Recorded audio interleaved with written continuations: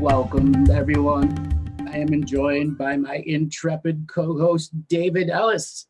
We are also joined by a very special guest today, Katherine Lia. David, Katherine, welcome to the show. Thank you, Andrew. Pleased to be here. Thanks. Wonderful. So tell us a little bit about yourself and get yourself introduced, and then we're going to jump in. Yes. Okay. So I am an RN, and I looked up to my aunt, so I became an RN. And so I was an RN. I did intensive care nursing, kind of the whole gamut with neonates.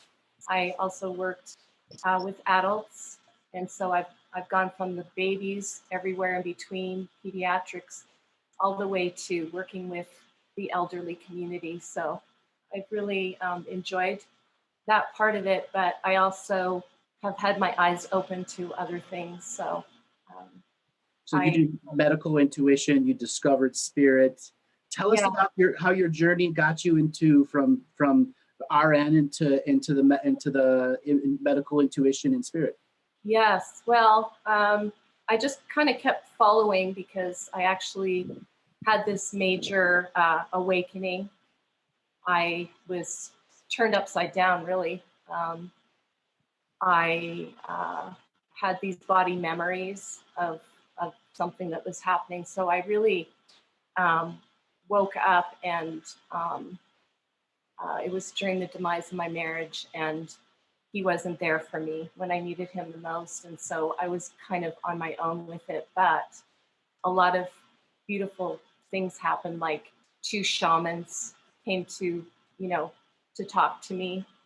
And when I was in the hospital, and so they came and said, "We're here for you." And so they were able to help me understand what just happened to me, because I was seeing my grandma, my great grandma that I knew when I was 2 years old, and they were telling me I was going to do the ancestral work. I had no idea what that was, but I do now. So I'm definitely a lineage holder. Oh, those pesky ancestors. Oh, it's just lineage work. Oh, I know that one well too. Little did you know. Yeah, so it's been kind of intense, and I was in denial, and I was done with that, and I just thought, I'm going to walk the beauty way. I'm going to walk this path of truth, only the truth for me. So I put my dream out, and I just kept walking towards my dream, my big dream, which never really wavered too much. So tell us about your dream. My dream. My dream is to work with people to help them know who they really, really are, and to be able to help people awaken to their beauty and the wisdom that we have, and be able to help people understand our bodies speak to us, and all kinds of things like that. What does awaken mean to you? Oh, okay. Well, it's a process for sure. My awakening, I'm doing this work so that other people don't have to awaken the way I had to awaken. It was pretty intense, I have to say, because I didn't really have tools or anything like that, because I don't have a religion. I did ask for my mom and dad to drop me off at Sunday school so I could, learn about Jesus. So that really helped in the moment of me, having this intense moment in time where it was, there were some mischievous beings kind of trying to come in, and I had no idea what to do with it. I just sang "Jesus Loves Me," this I know at that time. And so my husband at the time, I love that line. Not there. My husband. That's husband. Hilarious. Yes. So he was not there for me when I needed him the most. And so I had 2 little children at the time, and he basically, Yeah, he had his own woundings come up when my woundings were all coming up. So he was not there for me. He really detached. And so I was there basically on my own, having to deal with things I had no idea how to deal with. And then that's when I had that psychotic episode, as they call it, but I see it as my major breakthrough or my major shamanic awakening, really. And how old were you when that happened? I was about to turn 40. Wow. Late bloomer. Yeah. I was dying. Yeah. So, and I had 2 little kids, 7 and a 3-year-old. Ouch. And and so I was kind of left to, I was actually at a dance class. I was belly dancing, and I couldn't concentrate because of, the distractions of these beings trying to distract me. And my son had a camera, and my daughter fell through the balance beam, through the wall, and like all these things were happening, and I just couldn't concentrate, and I had to leave. And so that's kind of how it started. I waited in the car for them to come down. I kind of like knew that they were going to go to sleep. I just kind of, willed that, and they did go to sleep, and I drove home, and I was left, to have to kind of deal with it on my own. So it was intense. It was like, I wouldn't want to wish it on anybody what happened, but how long did it take for you to say, I'm through the storm on the other side? Well, that was, I think that was the process, but that very moment, you mean? Yeah, no, in general, from the point that it started to happen that you I'm in the 19-year window. Okay. Yeah. Still going on? No, it's a process, right? But no, I think I've broken through in a way that I haven't. Yeah, there's beautiful things happening right now. Catherine, how do you get these two sides of you, the clinician and the esoteric, to meld in your daily practice? Well, being intuitive and being a nurse, that's very helpful. And then having the experience of the circle of life and death, and recognizing that my soul is a rare soul of being an incubator soul. And so I've done that in this lifetime. And ethics is really big for my soul, as well as biology, master biology. So I kind of, that's what lit me up. I really followed my heart always followed my heart, and everything kind of fell into place for the most part. So that break. Does that cause friction with your colleagues in a clinical setting?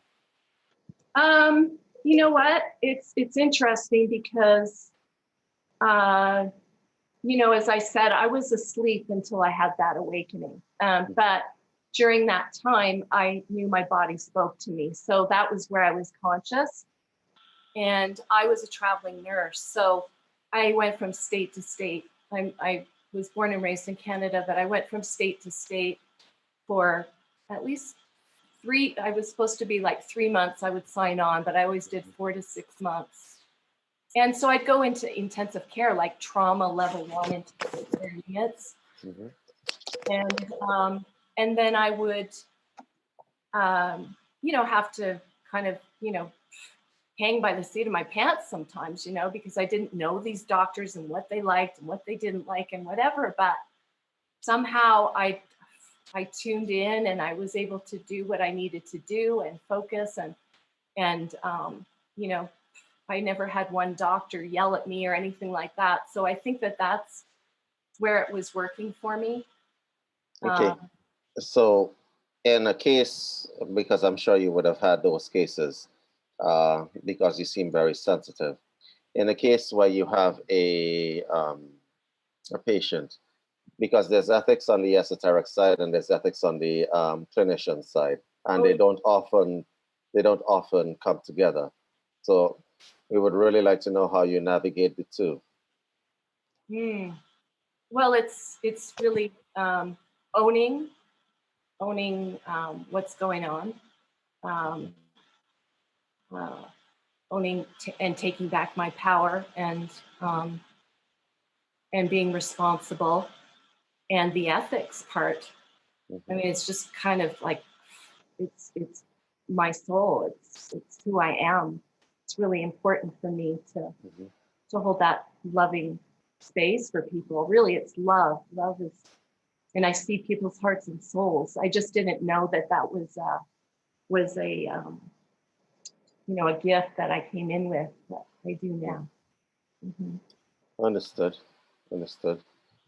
So, what is a typical coaching session with Katherine Lia like? Okay. All right. So there's like a prep session, so that you prepare with certain questions, and so that I have an idea of where you're at and what you want to work on and that kind of thing. And then I bring you into a cocoon like feeling, where I just hold a space, and it's sacred. It's very sacred space that I hold. And I see the person in front of me as the master that they really are. And that's what I tell them. And I know their heart, and I know their soul. And so they get it. 2 years ago, not so much, like their eyes would glaze over. But now that I've embodied my soul, as much as I have at this point, I notice that people that don't even know about coaching come in, and they get it when I talk to their heart. They get that they know that they know that they know. So you're really diversely trained. How do you synthesize all of these training techniques into one session, and then overlay the esoteric aspect onto it? That's like a tall order. Do you do this naturally, or what is the... It has become naturally through this experience and the process of walking the truth for 19 years. I have discovered that I've created this technology called Love Flow Energetics. And I use the energy work, and I also use my intuition. And I bring people into a cocoon so that they feel safe. And then I work with them from that place. So I'm intuiting. I know what they want to work on. I just have them get into their heart space. That's really where a lot of the work is calming their nervous system, giving them tools. And then I have a meditation that I give them that helps them get into that space, so they can start practicing, because it's a practice. You mentioned that you do a lot of trauma work. Now, is this body work as well, or is this like total hands-off trauma work? Well, I most certainly have done body work, yes, because when I was 18, I became a massage therapist, the youngest in Toronto at the time. And so I did also skincare. So it was esthetician. I'm a master esthetician as well. So, and that's really what, was like the guiding force for a long time, because I wanted my skin to be nice. So I didn't eat chocolate or, sugar or all of those bad things back then. And so that kind of guided me. And my aunt that I look up to was a nurse, and she was a psych nurse. And so I knew, and I was doing some cocktail waitressing in top bars in Toronto, and I was a disc jockey. And you were a disc jockey? Yes, yes. Okay. And I got people's toes tapping while they were, throwing the darts. And so yeah, that's kind of a fun thing that could, take me on a different path here. But yeah, so I while I was learning to be a nurse, I was playing music and cocktail waitressing, and I recognized that just the attitude of the men, and then seeing some women that were they were single moms. I just didn't want to be in that space. So that's why I was really drawn to becoming a nurse, because I looked up to my aunt. And I basically just got myself in because I called when school had started and I said, look, I want to be a nurse. And they said, okay, what's the reason? I said, well, and I gave them the reason. They said, okay, you start tomorrow. So that's how I got into nursing. Okay, I'm gonna throw you a bunch of shall I say curveballs, and you can actually, let's talk with the definitions of what is your idea of spirituality?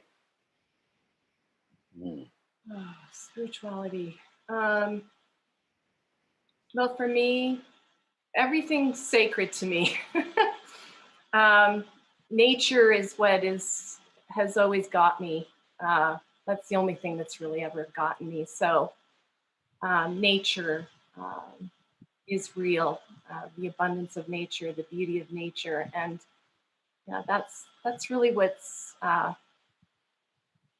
has always spoken to me. As a child, I was a tomboy, and I'd climb trees and fish for minnows and things like that, catch them. And you couldn't keep me inside. I was always outside playing baseball, organizing. So there was always something guiding me that has never been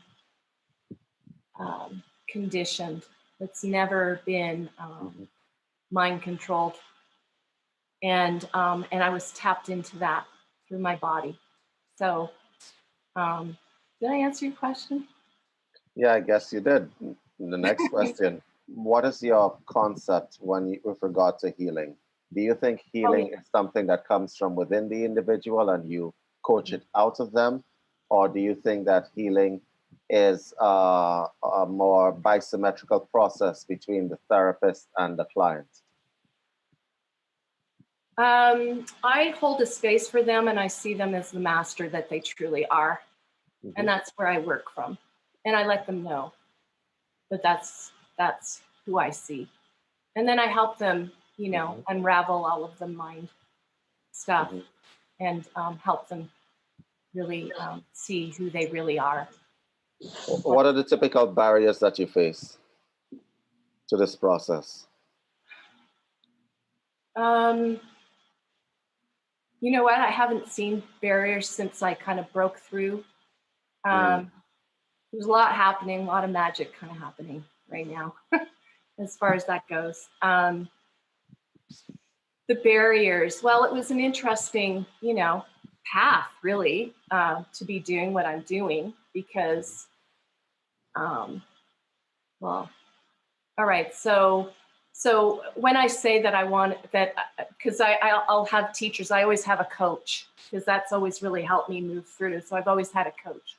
And so they'd always say to me, you need to just work with women. And there's this sense like, no, I'm not really supposed to be working with women, but okay. So then I tell the universe, okay, I'm working with women. And then they, the universe would send me a man to hire me, And so it was kind of interesting, because that's just another, oh my gosh, I don't think you want to go down that path, but it was interesting. Oh yes, I want to go down that path. The thing is, there are some people who can't heal within. You need an external source to guide them to what within is, because they've completely lost what within is, what it will be for them. This is true. This is true. Yeah, There's a lot a law. They don't know numb, what within is. they've numbed themselves. Excuse me. And they need an external healing so that they can go through a remembering of what it takes to be in, because they're out of their body so much. Right. Yeah, exactly. And that is the main thing that I work with people is helping them understand their own mind and how it's like a puppy dog. That's kind of how I put it. It's kind of like a little puppy dog. You know, it wants to protect you. It wants to be there for you. But if someone knocks at the door, it's going to bark. You know, it's going to bark. It doesn't know if it's your friend or your foe. And so it's up to us to command the mind and be in charge, because we've sent our sweet little minds out there to go figure it out, and they will never figure it out, these sweet little minds. And so you know, it's about calming that mind and saying, hey, you're safe and you're loved. That's my main work in helping people at first. Getting people into their heart space is most important. Okay. The next question I have for you is a technical question more often than not. If a client comes to you with issues regarding traumas from an early age, which they are trying to bury, notice I didn't say heal, I said bury, because I've had this happen in my practice as well. Is it ethical to tell them we need to go there, or do you assist them in revocations? Because clearings so often didn't last, no matter how much effort you put into them. Right. Because they live in the dirty energy underwear environment. They're constantly sharing the dirty energy underwear with everyone in their environment. Yes. Mm-hmm. And until they learn spiritual hygiene, which is their own journey, doesn't matter what faith or religion is, everything's got its own way of, you know, just brushing your teeth, you know, washing. My kind of coaching.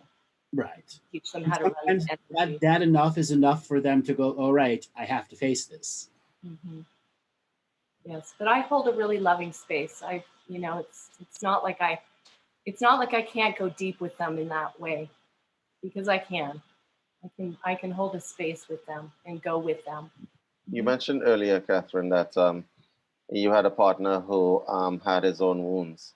There's a lady from Finland who just put it inside the chat that she's been trying to get her partner to face his childhood traumas for years, I'm guessing. Mm-hmm. How would you get someone who cares about someone, because it really is their decision to make, whether they deal with trauma or whether they deal with the issues from childhood? How do you get someone to actually hold that kind of space so that someone is safe enough, from your practice, of course, to open up and actually deal and help with these traumas? So it's a wife that's concerned about her husband and these traumas and wants to get him help. Is that it? And he doesn't want to face them, correct? And he doesn't want to face it. I just, like, what I've learned along my journey, because, you know, my husband, he was an alcoholic, and he wasn't ready to face it. So I learned very quickly that if someone isn't ready to face it, then you can't help anybody that's not wanting to help themselves. You just can't. It's just one of those things. And the harder you try, the more damage you do to yourself. Yes, I agree. Mm-hmm.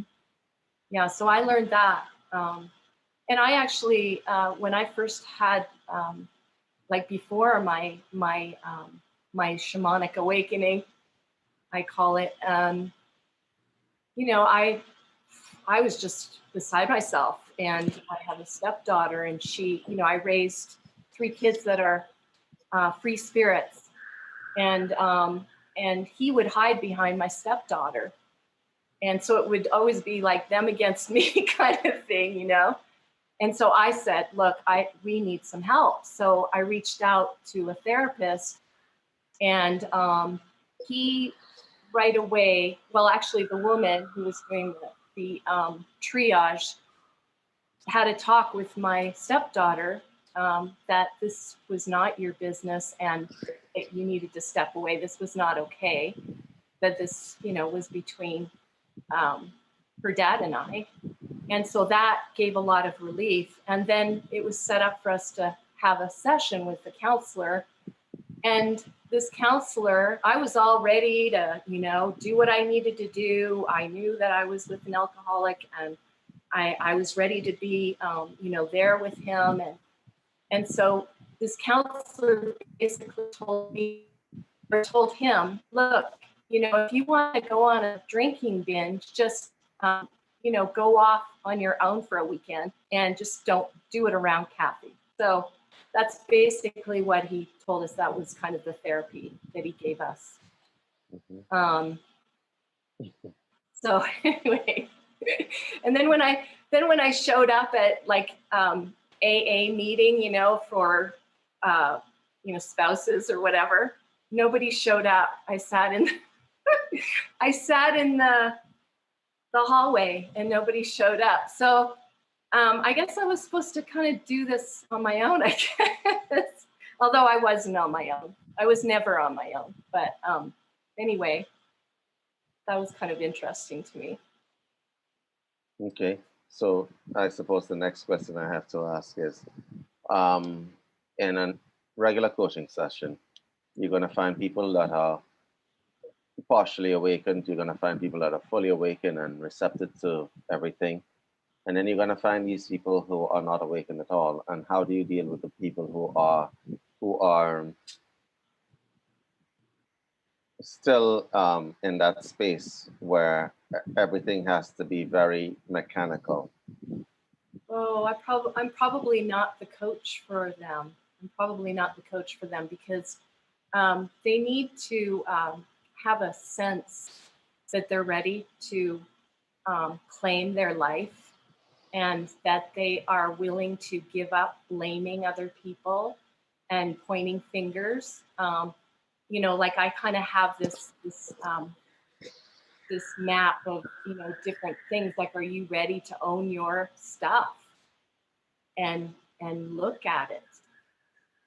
So I have that. I really work with people that are just ready, and I hold such a loving space.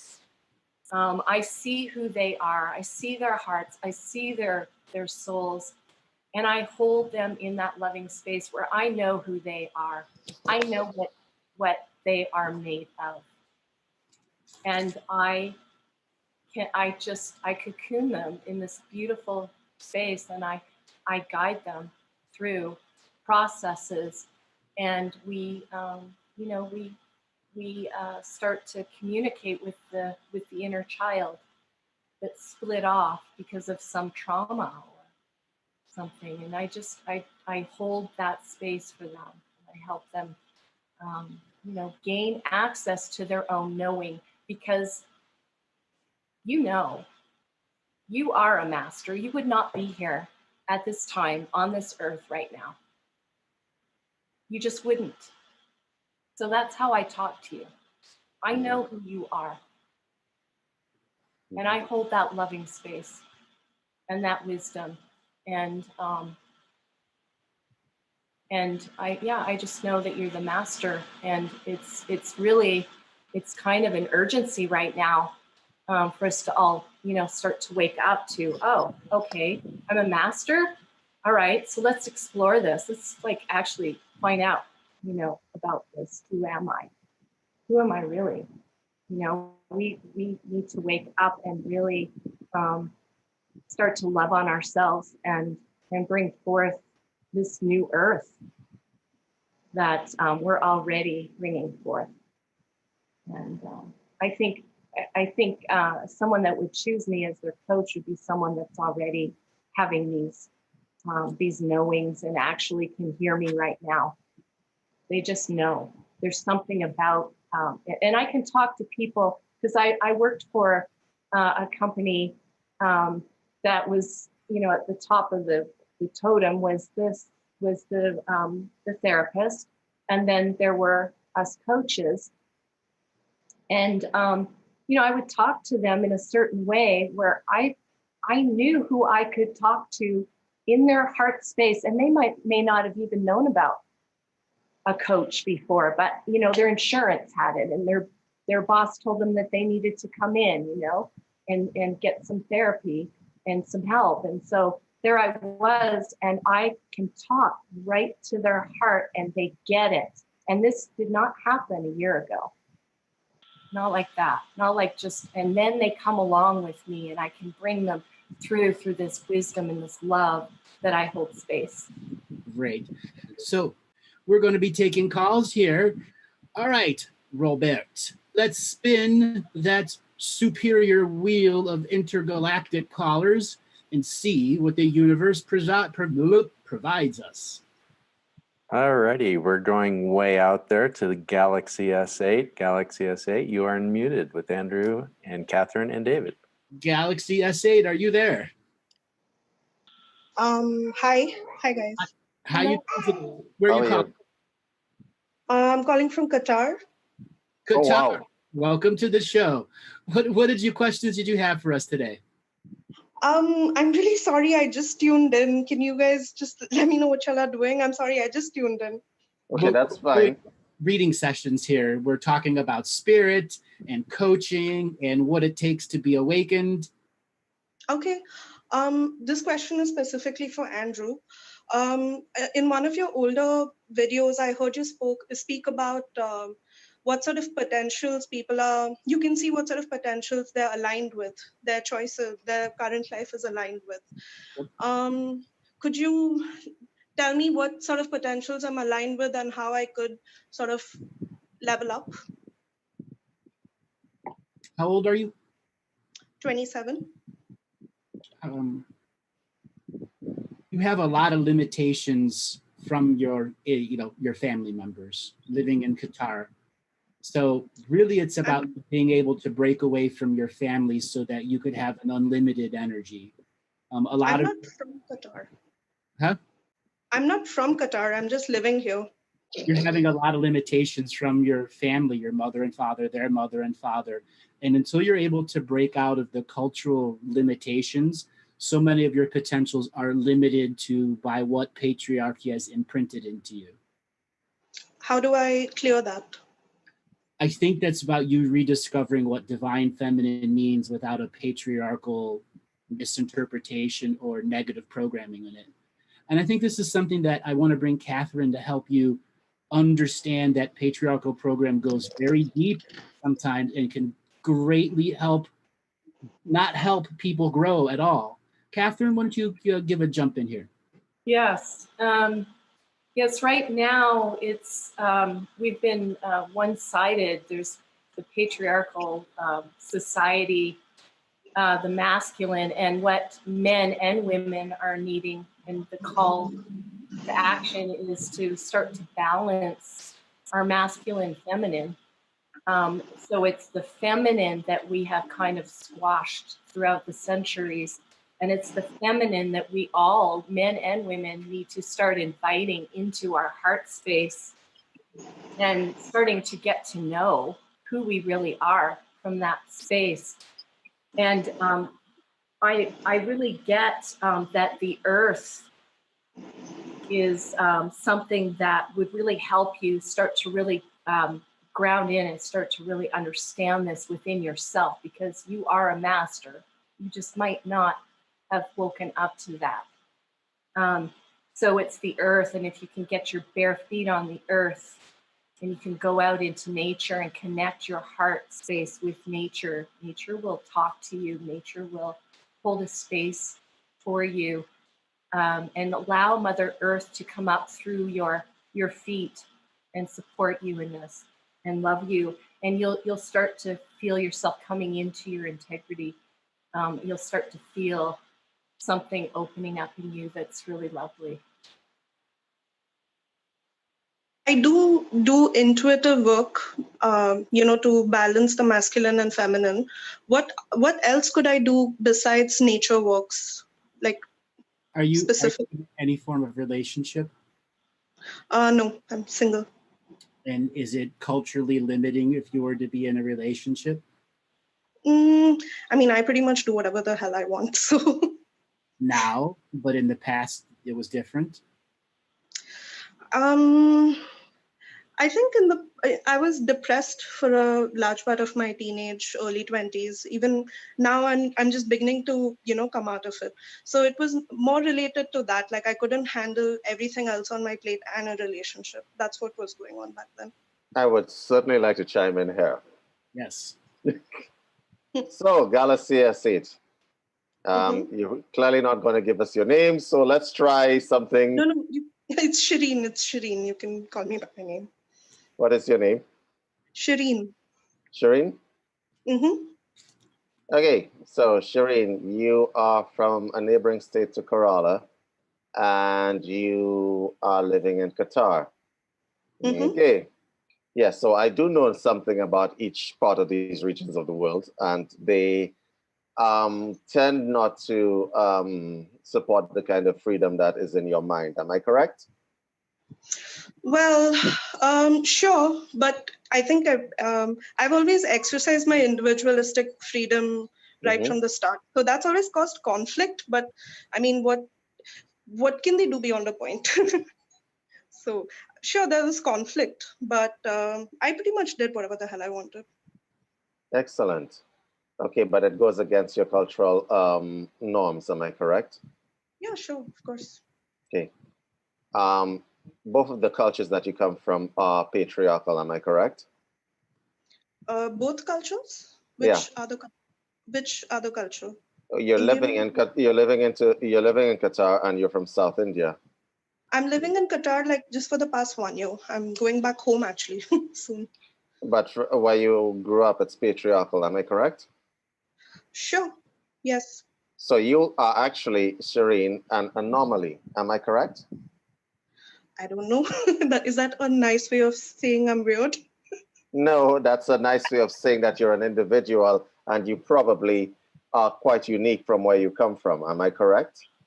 There's a lot of people who like you where you come from? Secretly, like. I don't know, because for an example, this sort of spiritual work we're doing here, I don't really talk about it outside. So maybe that you could interpret as unique. Okay. So balancing male and female energies, first of all, you might be geographically restricted. In that sense, 1 second, let me just develop this point here. Okay. I really don't think that you necessarily have a problem, because clearly you are brave. I can tell, because you are brave. Okay, so if you were to create a space where you can explore masculine and feminine energies, and you wanted to embody these concepts inside your body, which is where the line that Andrew was going down. A relationship certainly helps, right? Theoretically, it does. Okay. Yeah. But if you wanted to do it solo to yourself, there are a number of exercises which you can do. But you're in Kerala. Do you practice yoga at all?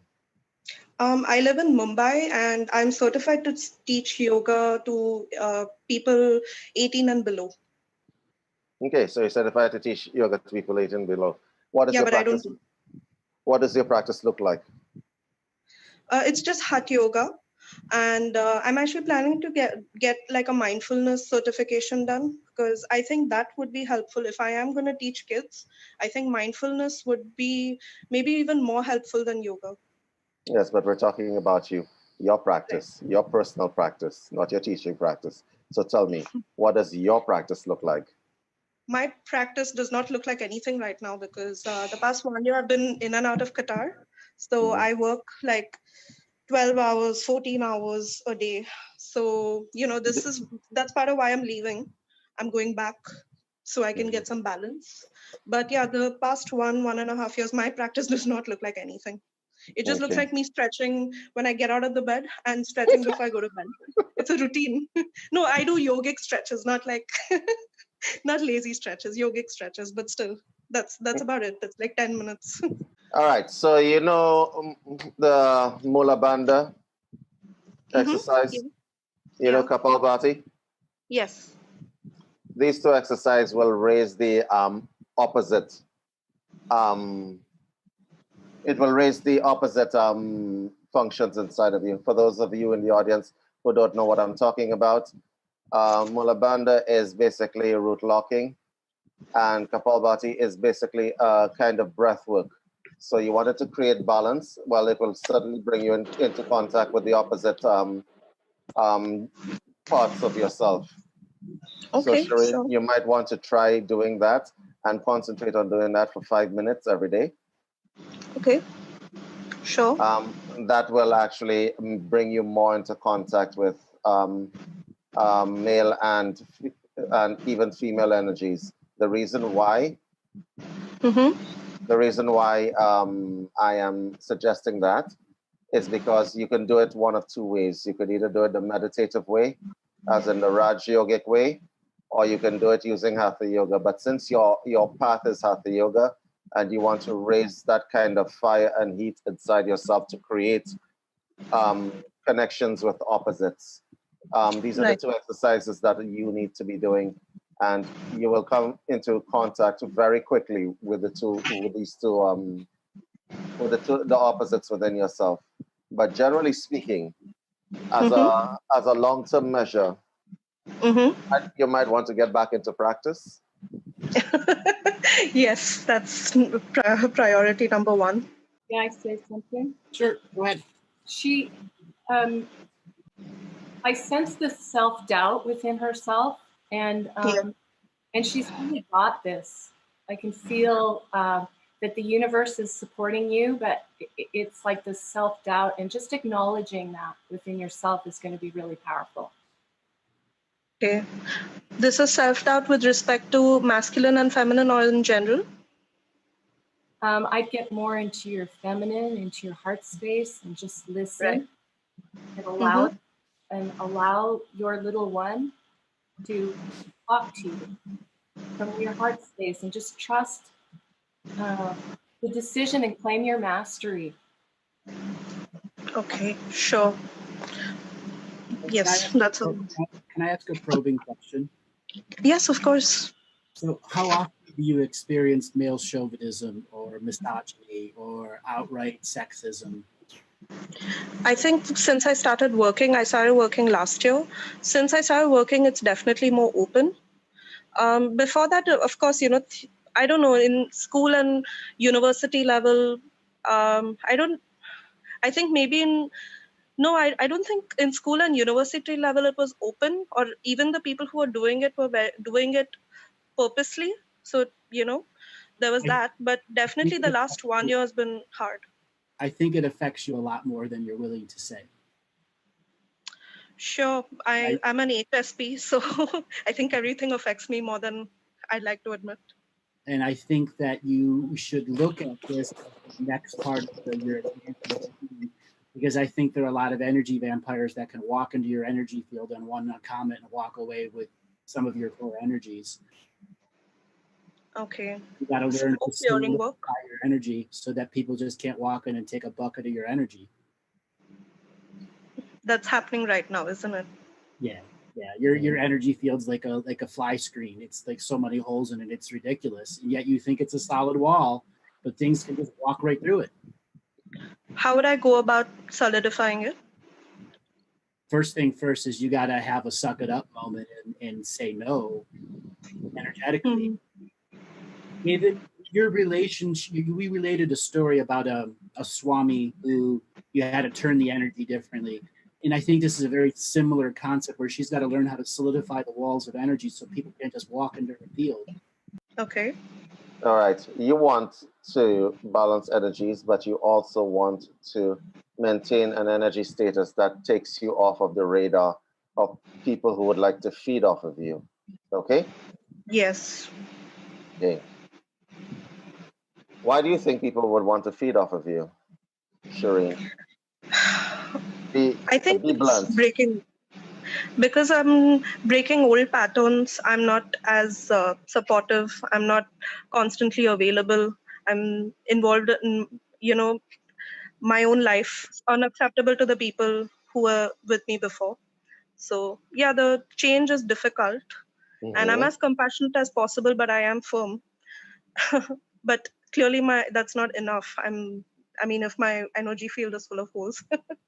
So let me ask you, are you attempting to tread the path of the sannyas? No. I'm Because not you're cut out to live in a forest. Yes, but the essence of it, are you alone, Shireen? I'm alone, but it's mostly because of my mental health. With everything else on my plate, it's difficult for me to maintain relationships in general, even friendships, anything. It's difficult for me. So it's really that. Well, there are two things that I can tell you right now. You need to create an energy field that is impenetrable, and the way you're going to have to do it is get back into your practice. That's the first thing. That is the first and foremost thing. The second thing, if you're doing etheric work, you're going to have to get your chakras involved. And in this case, you're going to have to activate the chakra that involves discernment. Which chakra is that? Yoga pop quiz for you. Heart chakra. Yes, but that's one kind of discernment. What is the other chakra that is involved in the discernment of things? Third eye. That is correct. Pineal, Ajna, Anahata, Najna chakra. You're going to have to work within these spaces, as our friend here, Katherine Lia, was trying to hint to you. You're going to have to work within these spaces, and you're going to have to try to create this energy field. Could I ask one question before we leave? Sure, go ahead. I heard you in an old video talk about the fact that you can see where a person's potential is with respect to singularity. I think I heard you use singularity, but I'm not sure. So where is my potential with respect to that? And how can I level up there as well? You got to confront your sexuality. Right now, you're living large and in charge in the duality. And to be a singularity, it's both are equally layered over each other with a different layer of experience. One day you're the duality and one day you're the singularity. And right now, until you really take reins and control of your sexual energies and how you spend them, you use a lot of your sexual energy at your job without even wearing it, not knowing it, which you shouldn't. Okay, and unfortunately, you are using your very potent energy on things that you shouldn't. And then when you want to have relationships, you don't have that potent energy there. To be a singularity means you must be equal to your level of awareness. Responsibility is equal to your level of awareness. So right now you are demanding on your own journey that I want more awareness. But your body is saying you can only be equal to your level of your responsibilities, equal to your level of awareness. Is how much energies are going to flow through you. And then the energy also you're giving away in unawareness. Okay. So it's about owning your responsibility equal to where you're at now. How? Okay. Okay. It said daily practice, daily practice, daily practice, daily practice. And after a while, daily practice becomes weekly practice becomes monthly practice. And every now and then our monthly practice has these great hindsight moments where you look back at many months of daily practice and go, wow, I learned something. And then monthly practice becomes yearly practice, and yearly practice becomes decade practice. And then you have moments of extreme hindsight, which allows you foresight into the journey of how much more aware do I really want to be of my environment and surroundings. And right now, there's an overachiever in you who has been demanding awareness. Got to be a 4.5 spiritual GPA. Guess what? No one gets a 4.5 spiritual GPA. That overachiever is your self-defeating journey, right? Is your self-defeater process right now. So I need to calm down. More than calm down, it's literally realize you've adrenalized your learning. Yes. You're in adrenal gland, you're not in spirit. In the body. And the body has a different journey than allowing the equal co-creation with spirit. So to be the singularity is the body's in alignment with the spirit. That's the singularity. Okay. All the different colors and natures of the experience flow through you without resistance. Sure. Yes, that sounds good. Thank you, Andrew. Thank you, David, and thank you. So any thoughts that you guys want to talk about from our first hour before we take our next caller? Catherine, I'll let you go ahead. Oh, any thoughts? Oh, this is really fun to connect with your audience today. I'm very grateful. Thank you. Great. All right, Robert, let's spin that wheel of callers and see who's the next person, if they're even back yet. Okay, Gabe, you are now unmuted with the gang. Gabe, are you there? I am here. Can you hear me? Yes. Where are you calling from today? I'm calling from Vail, California. Vail, California. Welcome to the show. What questions did you have for us today? Well, kind of going along the same theme of what Catherine had presented as far as working with healers. I recently had started a healing path myself, along with the suggestions that you make with as far as healing being a process, not an event. And I've had a hard time getting to the point of actually working with healers, just because I seem to have an aversion to people touching me. But the funny thing is, when I actually get in front of a healer, I'm not opposed to it. But a lot of interesting things have come out of that, particularly with parasites being attached. So an energy healer did some work. She removed some entities. She referred me to a shaman, and then he said that he sensed the energy healer sensed fear in me, and then the shaman sensed unworthiness and anger. And he said he was able to offer one of the entities to go to the light, which it did. But then we really didn't get into the second aspect of the other entity. But he did say he wants to work with me some more. But obviously, after doing the healing, we need time to process the healing. And that's kind of the phase that I'm in. And so any suggestions that you folks can make, I'm open to. And I'm really very grateful for everything that you guys offer to the community. I run into a lot of people who don't use energy healers, and many of them are healers themselves. A couple of weeks ago, we had a caller. The lady's been a healer for 17 years, and it's been 16 years since she let anyone else do a healing on her. Well, I guess I should get a little deeper and saying, and I guess a fair warning to the audience, this is going to get a little dark. I'm a survivor of 2 suicide attempts that I can recall. The most recent being a strangulation where I hung myself. I survived that.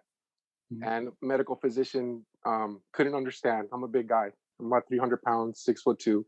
He didn't understand how my neck didn't snap. And that really is what sent me on the trajectory to this aspect of knowingness.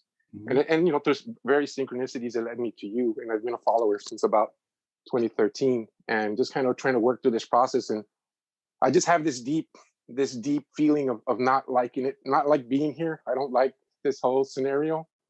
And ever since I was a kid, I could just remember having images. I have a family crest, so I don't know if that has something to do with it. Late in life, my father said that he had come to the realization his mother had terminated her life in front of him. So I don't know if that's the baggage that I'm carrying. I'm just really trying to traverse through this, and I could understand So the whole reason I went to see the energy healer, she's a chiropractor, an energy healer, and she does craniosacral. So through your recommendations, because ever since I had that strangulation, I've been clenching my jaws to the point that the dentist said, hey, your molars are pretty much shot. They have stress cracks in them. They're flattened. So I use a mouth guard now when I sleep. In a recent trip last year, I forgot to take my mouth guard with me, and I actually grinded off the front part of my 2 front teeth. And that's when I knew. I said, okay, I have to change something here because this isn't working.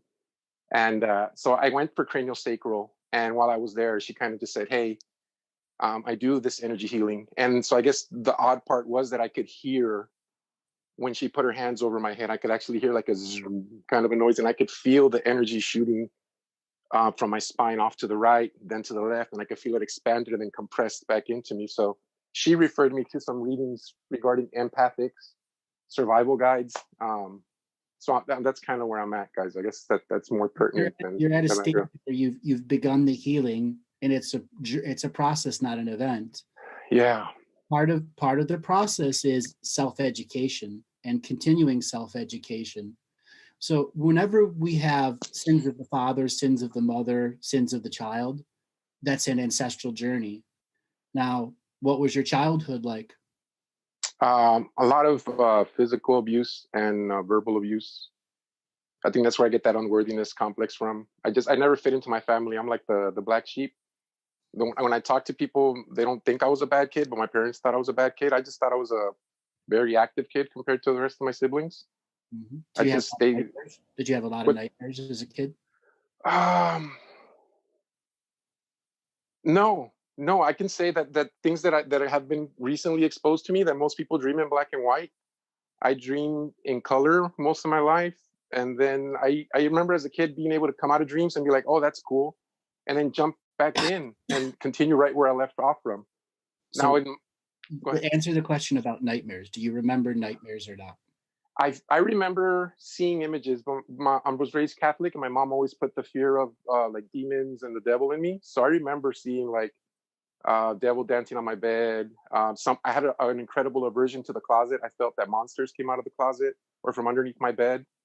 So I would say, yeah, to some degree. And I could say now recently, what also kind of motivated me to do something is I've been waking up either in a heavy sweat or like drenched in sweat to the point that like the sheets are just soaked in sweat, and I don't really know what's going on. I've tried the salt and silver and sage behind my neck and my tailbone, and it kind of fades in and out as far as remembering my dreams.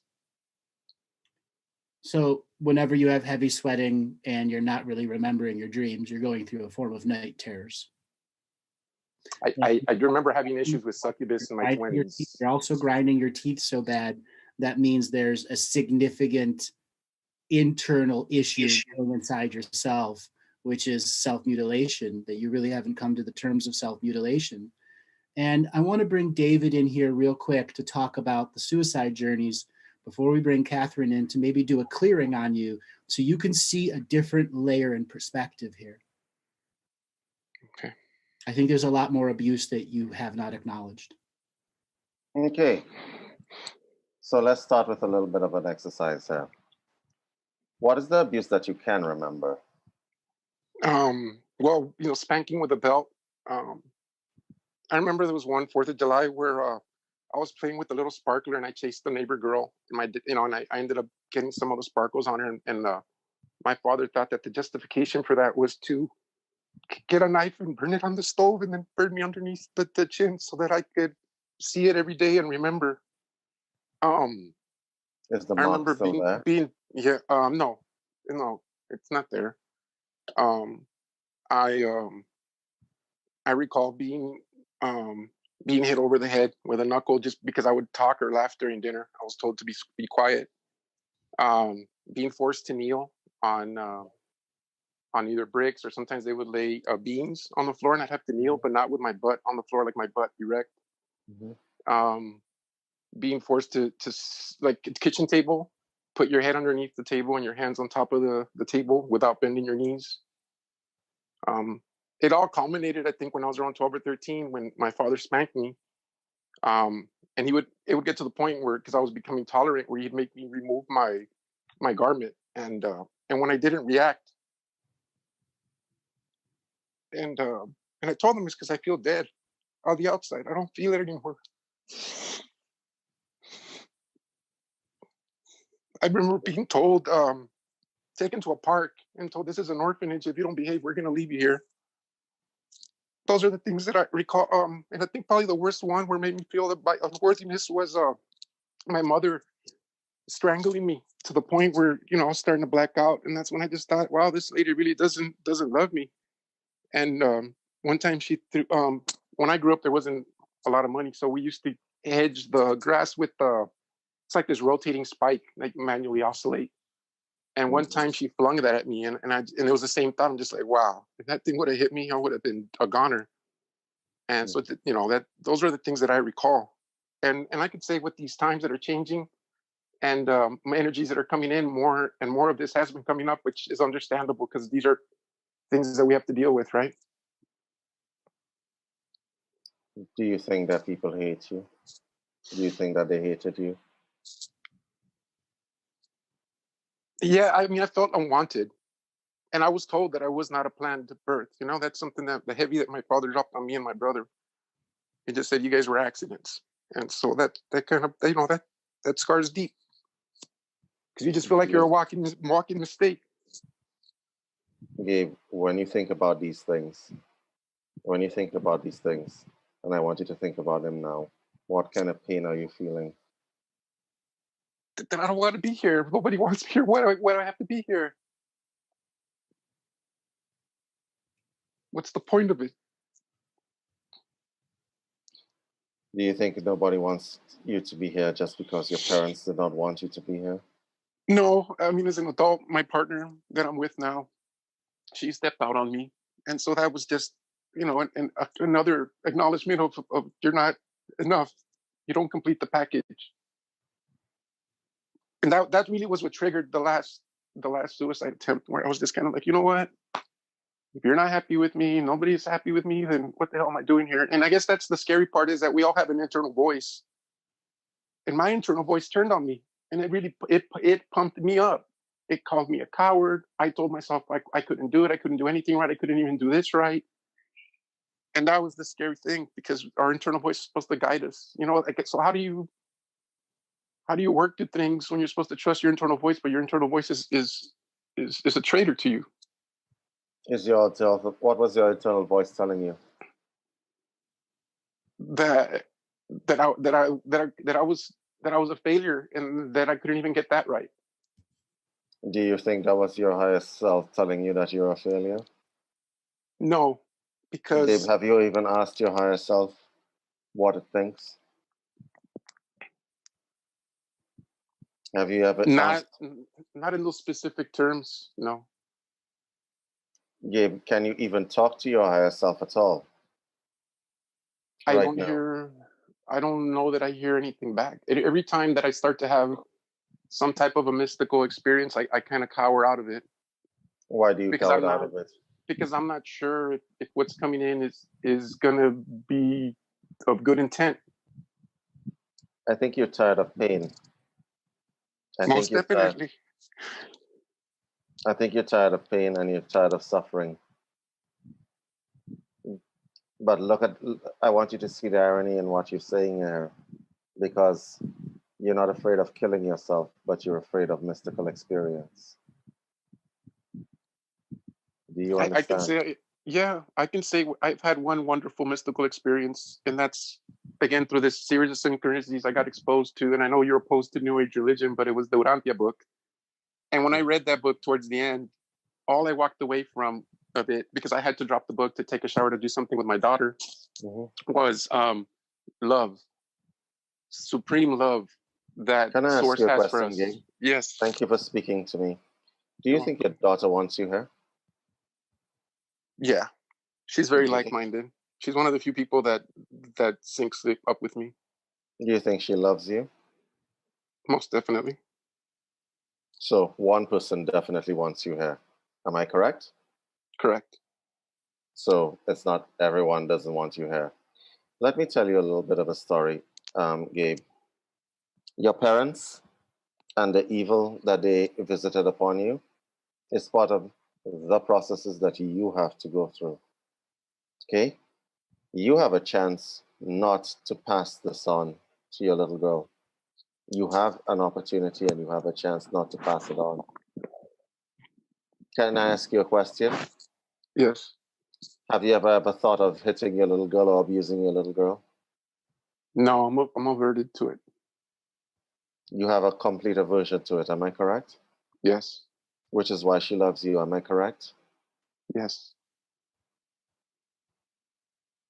So you have actually risen above your pain for your little girl. Correct. Why can't you rise above your pain for yourself? I'd say it's that feeling of unworthiness. You're unworthy? Is your little girl cute, Gabe? Yes. Very cute? I think so, in my eyes.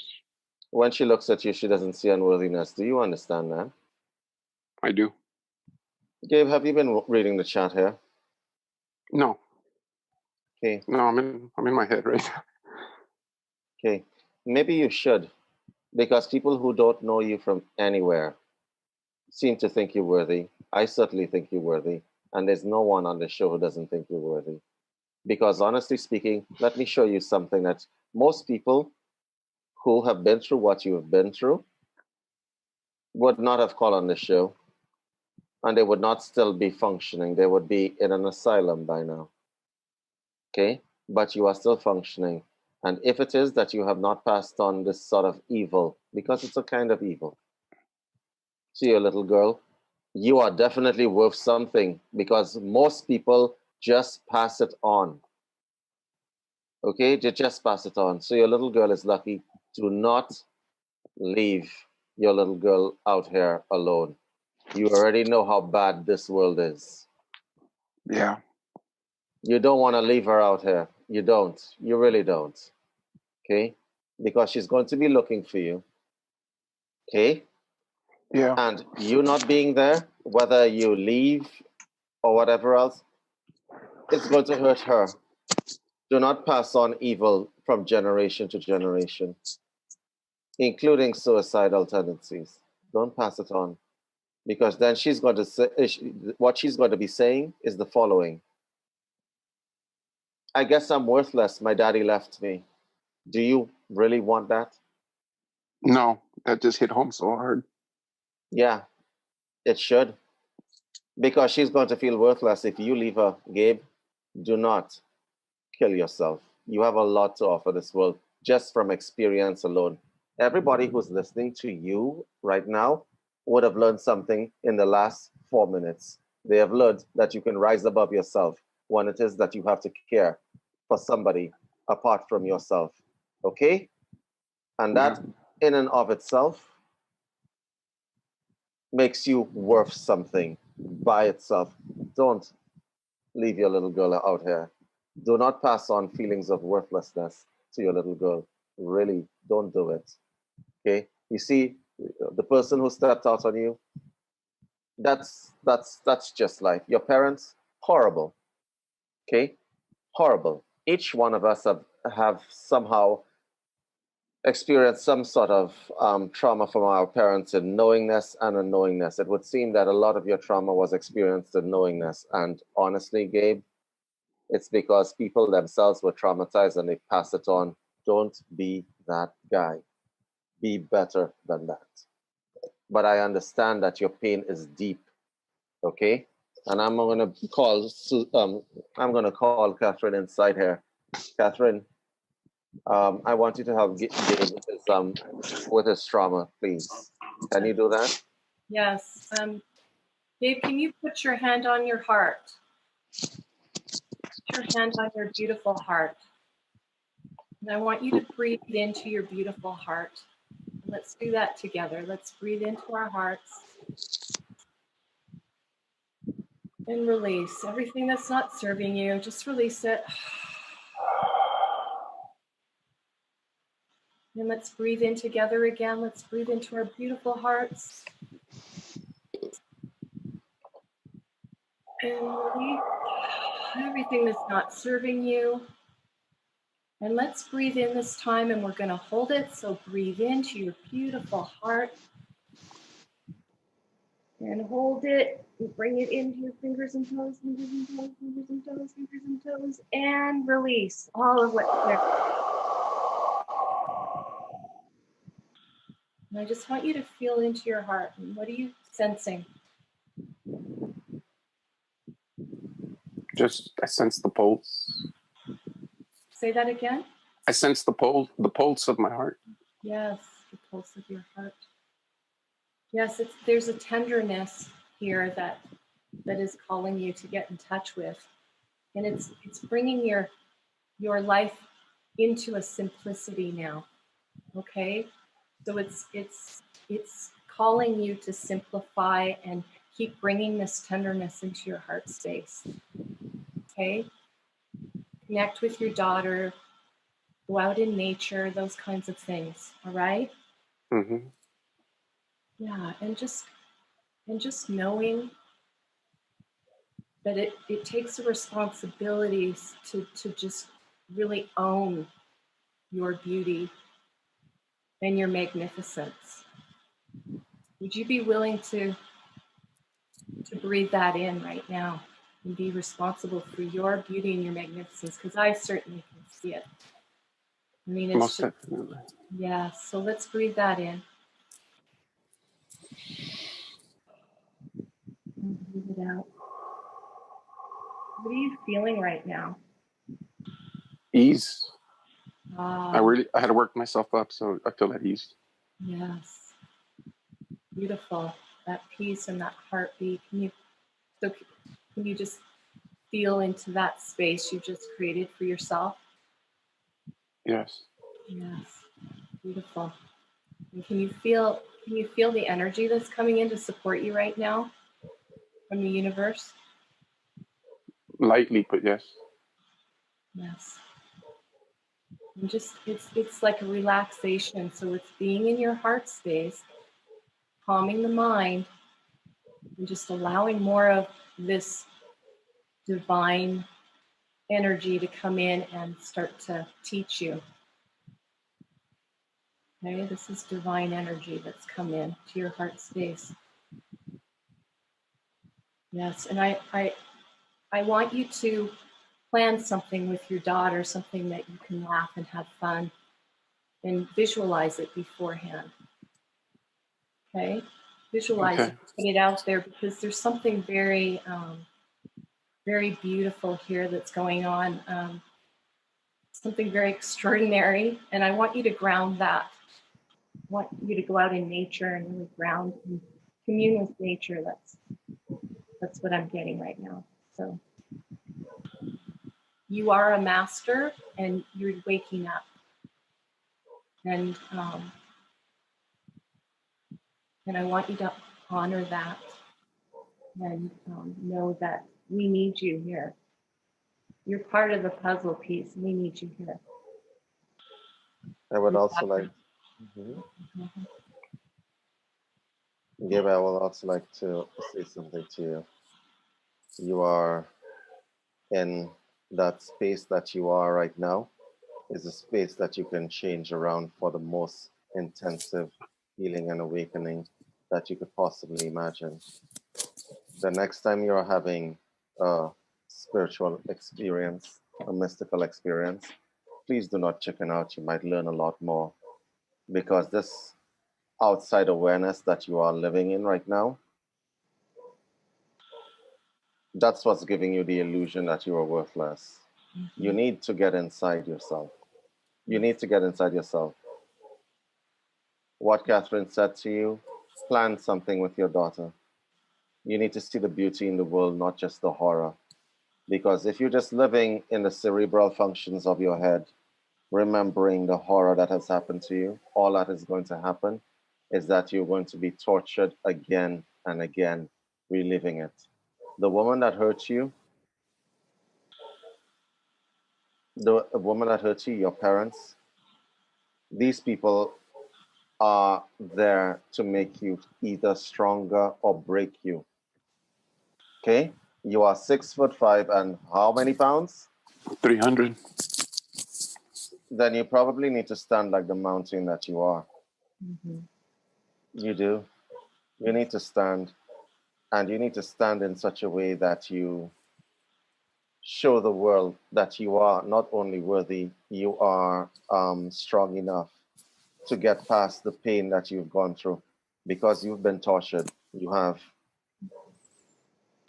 So I guess the challenge to you is, can you stand? Can you look at that little girl and show her that nothing can break you? Can you do that? I can. I feel that I am. Mm-hmm. But I know I'm encountering resistance almost every time that I try to read the documents that the shaman gave me, the book that I was given by the craniosacral therapist. I can't read more than 5 or 10 minutes and I'm just out like a light. And something's keeping me from expanding, from growing. This energy that is in your heart space, are you feeling the expansion of that?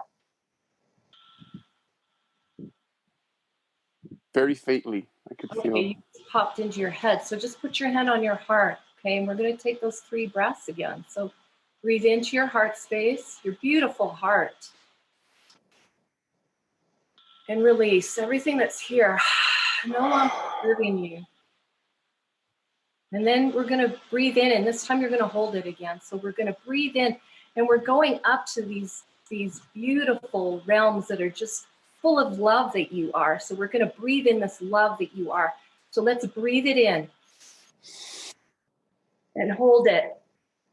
Fill up your fingers and toes, fingers and toes, fingers and toes, fingers and toes, fingers and toes, and release everything that's not serving you.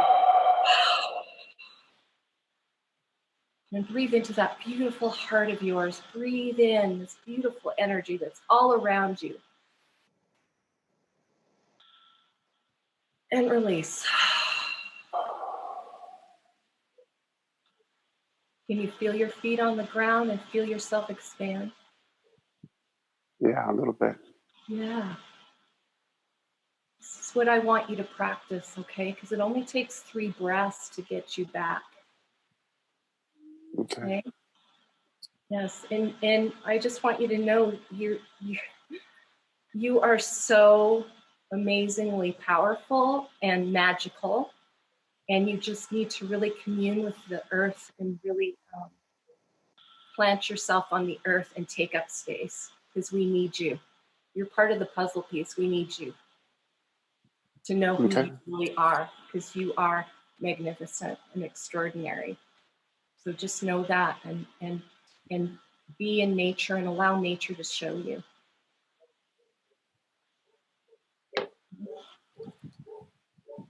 Understood. Thank you. Thank you. Show today. Catherine, can you tune into his jaw and his teeth? He talked about extreme teeth grinding. So we've got some really powerfully built up stuff there. And if you could just tap into the medical intuition side to help him understand what's going on there.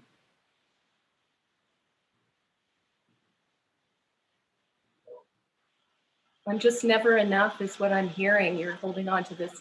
I'm just never enough, and it's old. It's you've carried this long enough, many lifetimes. Are you willing to let that go right now? More than willing.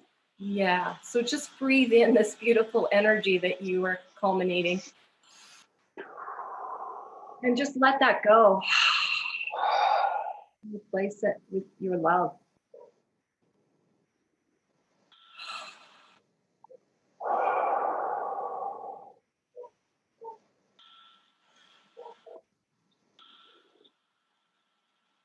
How does that feel?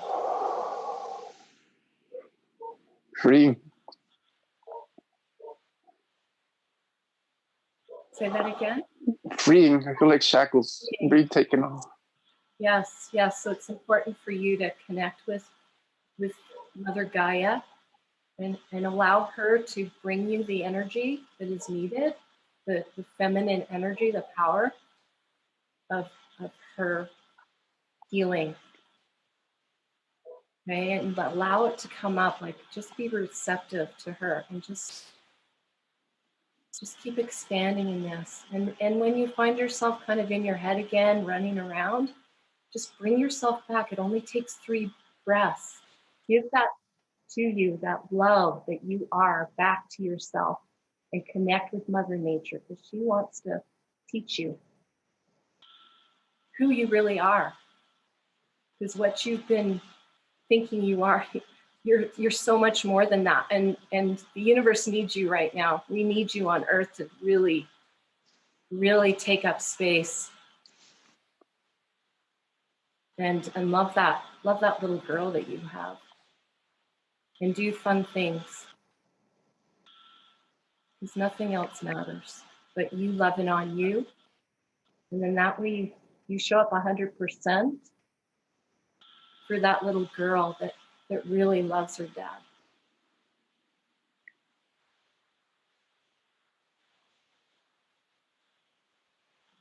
How does that feel? Enlightening. Well, you are that being.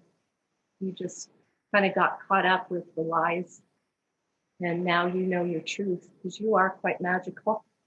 And so just keep grounding in, because you're going to, in this receptive mode, which is the feminine energy that I want you to cultivate, leaning back and allowing this feminine energy to come in and have its way with you, you know, and listen and love. And love on that beautiful child that you brought into this world. And do fun things. How does that feel? Energizing. Beautiful.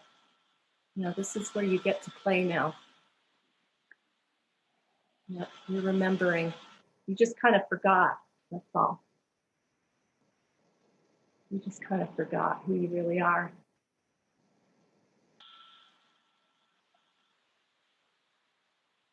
Feels good. Yeah. Yeah, you deserve to feel good.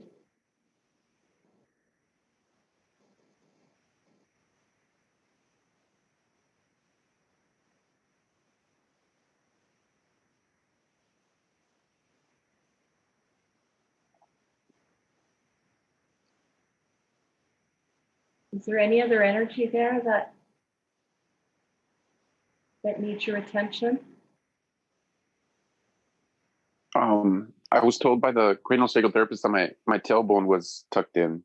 She did some work with that, but I know she said it was something that was gonna take some time.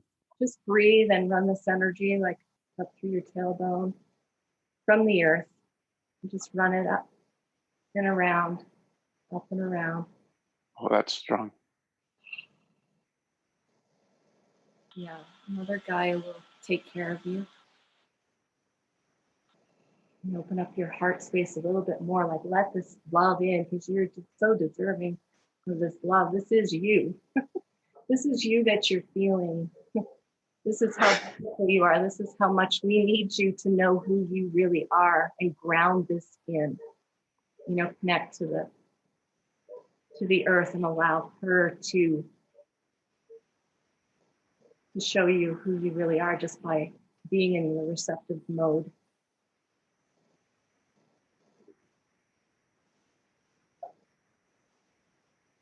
It's pretty powerful.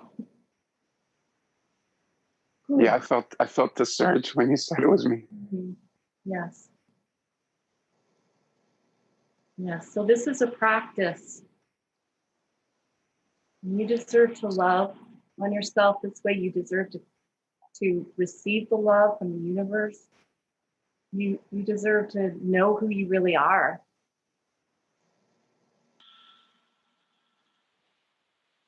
And your little girl deserves to have you in her life. So powerful. I mean, you really are a powerful being. I mean, can you feel that? Just now, yeah. Wow. It's amazing. This vibration all over. Yeah. Yeah, it just keeps getting stronger and stronger. So this is how you'll just keep grounding this in and allowing it in and receiving. So you're receiving this love and you're learning from it, because it's life force energy. It's totally amazing, and sinking in here. Can you feel that energy? That's you.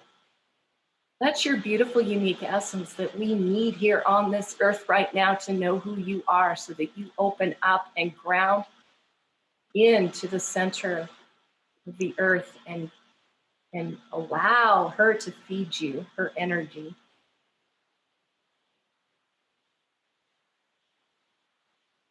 Nature will teach you a lot.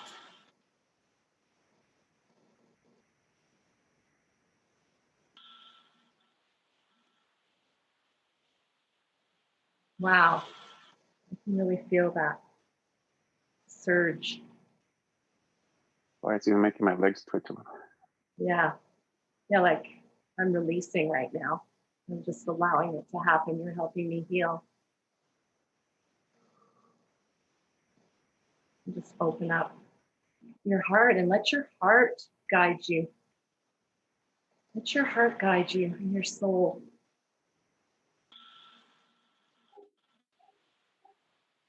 Ooh, you're helping me heal right now. And probably a whole lot of other people too. Thank you. Thank you for that. You're welcome. Yes. Ooh, so it's simple. It's getting back to the simplicity, and it's your heart space that's going to guide you, and it's you connecting to the earth and allowing the earth to teach you what's next and what's next and what's next. Okay? Okay. Yeah. And do some fun things with your daughter so you're laughing. Really start to see the beauty and the magic in this world and that you're a part of. And start to allow yourself to be in the abundance that is you.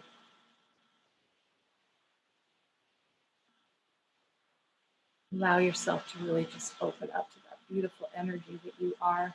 And see, like, I'm getting to know a part of me that I didn't really know before. You're helping me open up and going, wow, okay, it's healing me.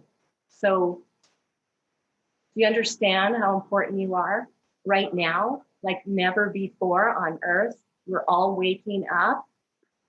It's the heart that's going to shift this world into That's what. Yeah, go ahead. That's what I'm working toward. Yes. Well, just fall in, and just allow the feminine energy to come in and start to balance you. Okay? Okay. Allow her to guide you. Yes.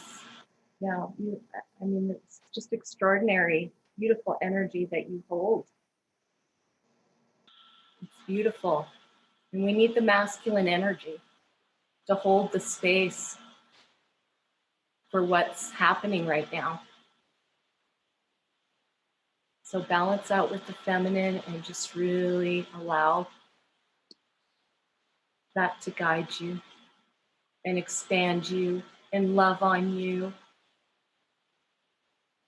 Exactly. Teaching you who you really are. It's time for us all to wake up to who we really are. The world needs us to really take a stand on this earth, our feet, walking this earth as beautiful beings of love and light that are grounded and open to receiving the gifts that they are.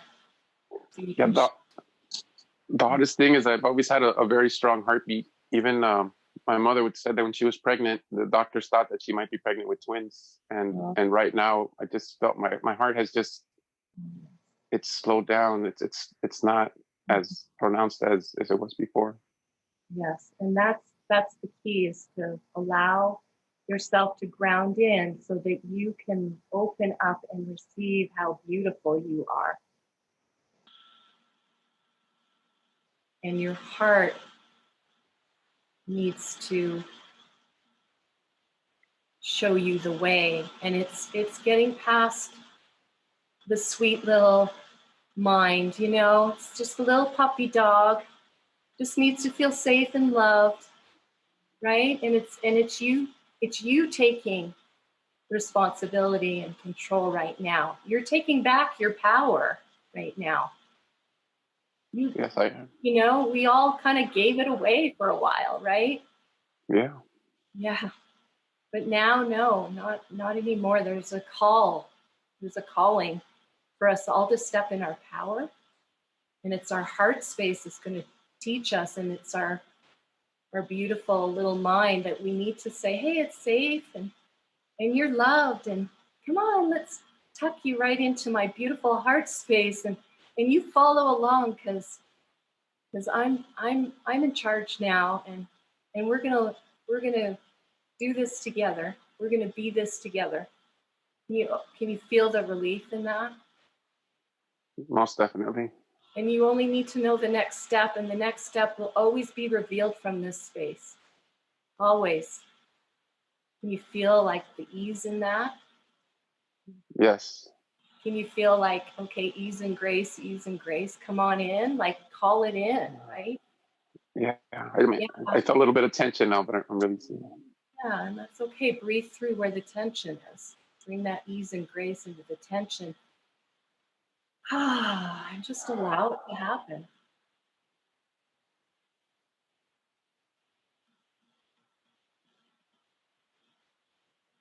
Now I can just feel all this tingling in my hands and feet, like just such an enlivening that's happening in me, like something that's really waking up because you're waking up.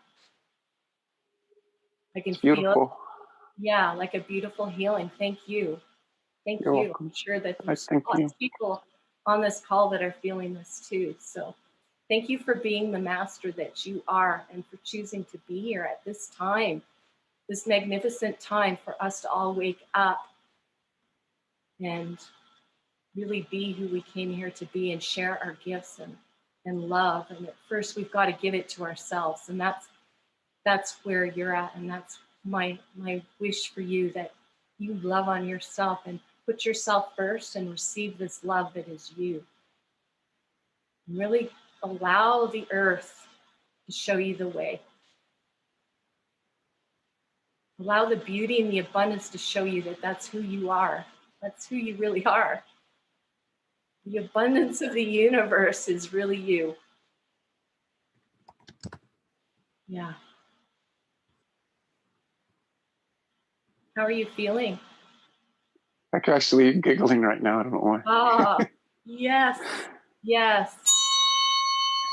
Well, that is the top of the hour bell. Oh my God, that was such an amazing journey you did with Gabe. Gabe, thank you so much for calling in. You're welcome. Why don't you call back in and tell us how you're doing, brother, all right? I will. Thank you. Peace be upon all of you. Peace unto you too. All right, everyone. This has been a special show. Katherine, thank you so much for showing on. Do you want to give people a way to get a hold of you? Sure. So you can go to my website at www.KatherineLia, so it's KatherineLia.com, and reach out to me. Thank you so much. David, any last words you want to share? The last words. Yeah, no, I'm good. All right, everyone, if you're interested in having any form of private sessions with me or coaching, for those of you that want to kick up your magical practice, your daily practice, contact MPA at Galactic Historian. Namaste, everyone. Bye, everyone. Bye.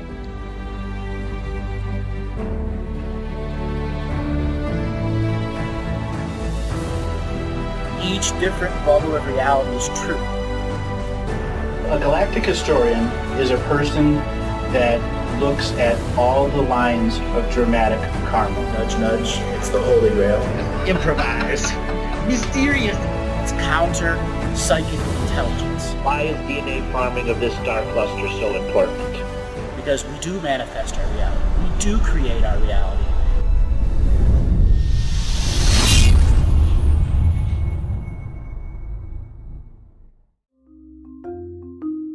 Hello, let's create, let's co-create, and let's change this world with love.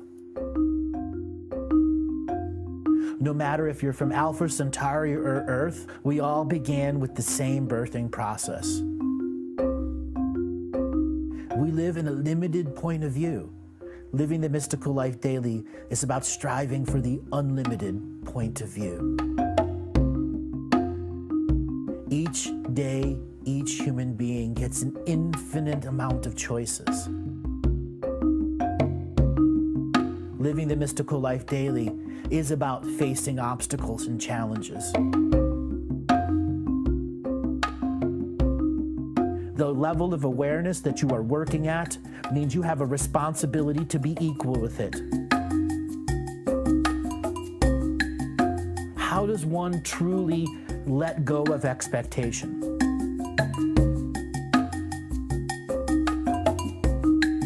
You can make the moment that you wake up to the moment you go to sleep sacred.